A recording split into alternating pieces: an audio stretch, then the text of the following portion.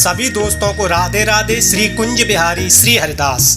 बंधु, कभी कभी ऐसा लगता है जैसे सब कुछ खत्म हो गया हो, न कोई उम्मीद बचती है, न कोई अपना साथ देता है। हर तरफ बस निराशा ही निराशा हाथ लगती है। कई भक्तों के जीवन में ऐसा देखा गया है, जब बुरे वक्त में सब साथ छोड़ते नजर आते हैं, तब एक रास्ता बचता है जो सीधे बांके बिहारी जी की ओर जाता है और वहीं से भगवान की लीला शुरू होती है। और वो ऐसा चमत्कार कर बैठते हैं जो इंसान सोच भी नहीं सकता। और ऐसा ही कुछ इस भक्त के जीवन में हुआ, जिसे सुनकर आंखों में आंसू आ गए। बंधुओं, ये बिल्कुल सच्ची कहानी है। आप हृदय से सुनना तो आपको भी महसूस होगा वो दर्द जो कभी आपके अपनों के साथ भी हुआ होगा। बंधुओं, ये सच्ची कहानी है आगरा की रहने वाली ज्योति शर्मा की, जिनका जीवन लड्डू गोपाल जी की कृपा से पूरा बदल गया। बहन ज्योति शर्मा कहती हैं, बांके बिहारी जी और लड्डू गोपाल जी सच में चमत्कार करते हैं। ये मेरे जीवन की वो सच्चाई है जो मैंने अनुभव की है। साधारण सी महिला थी जो बांके बिहारी जी के अनन्य भक्त थी और भक्त के घर में विराजे थे लड्डू गोपाल जी के रूप में, जिसकी पीड़ा कैसे लड्डू गोपाल जी ने सुनी, यही इस वीडियो में हम बताने वाले हैं। तो वीडियो को बड़े ध्यान से सुनना। भक्त की शादी हुए करीब 10 वर्ष हो चुके थे। सब कुछ था घर में, बस संतान नहीं थी। और ये पीड़ा हर उस स्त्री की होती है जिसकी गोद सूनी रहती है। भक्त ने कई डॉक्टर को दिखाया, इलाज कराए, मन्नतें मांगी, लेकिन हर बार रिपोर्ट में सिर्फ एक बात कही, आपके यहाँ संतान होना नामुमकिन है। और ये बात सुनकर पति का मन टूट गया था। सास ससुर का भरोसा भी, घर में इसी बात पर ताने बाने चलते रहते थे। इस बहू के चक्कर में हमारा खानदान तो अब खत्म हो जाएगा। सास घर वालों पर दबाव बनाती, दूसरी शादी करवा दो बेटे की। भक्त ज्योति सब कुछ सुनती थी पर चुप रहती थी, कभी भगवान से भी शिकायत नहीं करती थी। बस मन में एक पीड़ा थी जो लाचार बेबस होकर सहती थी, पर बांके बिहारी पर पूरा भरोसा था। भक्त अकेले में यही कहती है, हे ठाकुर जी, क्या सच में कोई रास्ता नहीं बचा? तभी कुछ दिन बाद बांके बिहारी जी की भक्त पर कृपा होती है। एक दिन मोहल्लों की औरतों ने कहा, ज्योति बहू, तू वृंदावन क्यों नहीं चलती? एकादशी पर चल, हम सब जा रहे हैं बांके बिहारी जी के दर्शन करने, तू भी चल, तेरा मन हल्का हो जाएगा। तभी ज्योति के घर वाले बोले, अब इन सब चीजों का क्या फायदा? डॉक्टर जवाब दे चुके हैं, लेकिन ज्योति नहीं मानी। वो हर एकादशी पर वृंदावन जाने लगी, सबकी चुपचाप सेवा करती, परिक्रमा करती और घर लौट आती। उस बांके बिहारी की छवि को दिल में बसाकर ऐसा करते हुए भक्त को 1 वर्ष हो गया।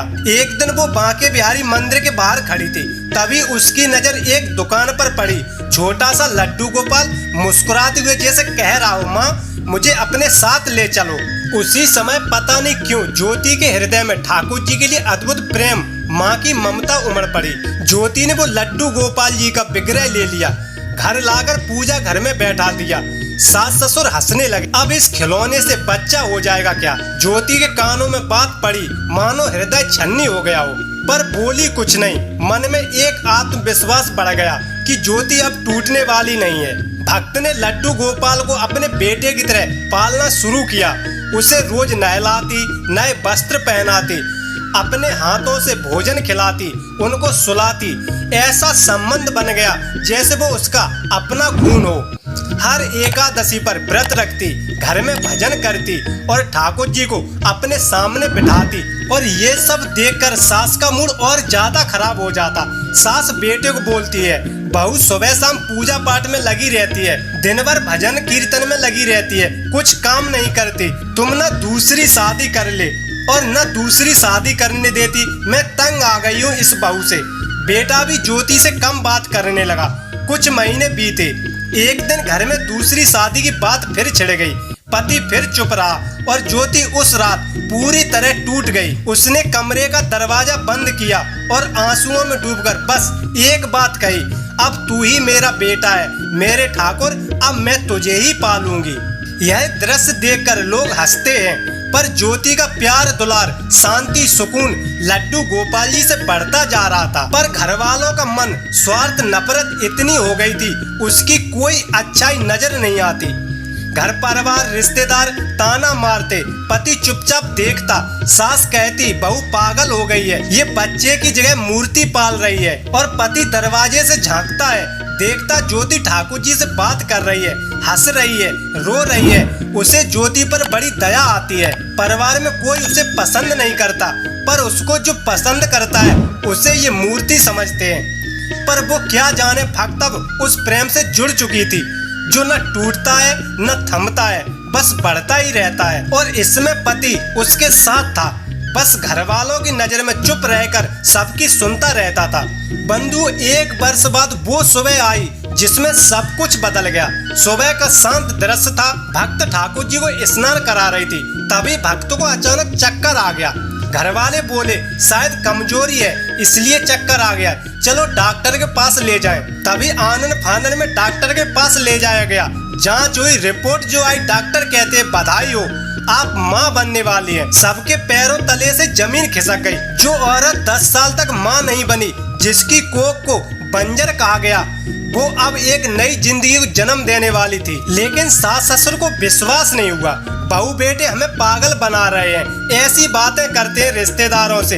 लेकिन जब डॉक्टर से सलाह ली तो सास ससुर की आंखों में आंसू आ गए और बहू से कहते, बेटा हमने तुझे कभी नहीं समझा, हमें माफ कर दो। पर भक्त का पति जो मन से दूर हो गया था, वो आज भक्त ज्योति के पैरों में झुक गया। कुछ महीनों बाद जब बहू ने बेटे को जन्म दिया तो भक्त ने उसका नाम रखा गोपाल। भक्त कहती है एक बेटा भगवान है और एक वो जो उन्होंने मुझे दिया। इस बात को बंधुओं कई साल हो गए, पर भक्त आज भी हर एकादशी को व्रत करती है और लड्डू गोपाल जी को वैसा ही प्रेम करती है, क्योंकि भक्त जानती है आज जो भी मान सम्मान घर का जो सुखमय जीवन है वो ठाकुर जी की कृपा से ही है। और कहती है मेरे बेटे आज भी 2 हैं, एक तेरे रूप में बांके बिहारी जी और एक तेरी कृपा प्रसाद के रूप में। याद रखना बंधुओं, भक्ति भाव सच्चा हो, अटूट श्रद्धा भरोसा केवल भगवान में हो तो भगवान की एक ही कमजोरी है, भगवान भक्त का कभी भरोसा नहीं तोड़ते। तो बंधुओं, वीडियो में बताई गई जानकारी यदि आपको पसंद आई हो, अच्छी लगी हो, तो वीडियो को लाइक, चैनल को सब्सक्राइब और हो सके तो अपनों को शेयर जरूर करें। धन्यवाद।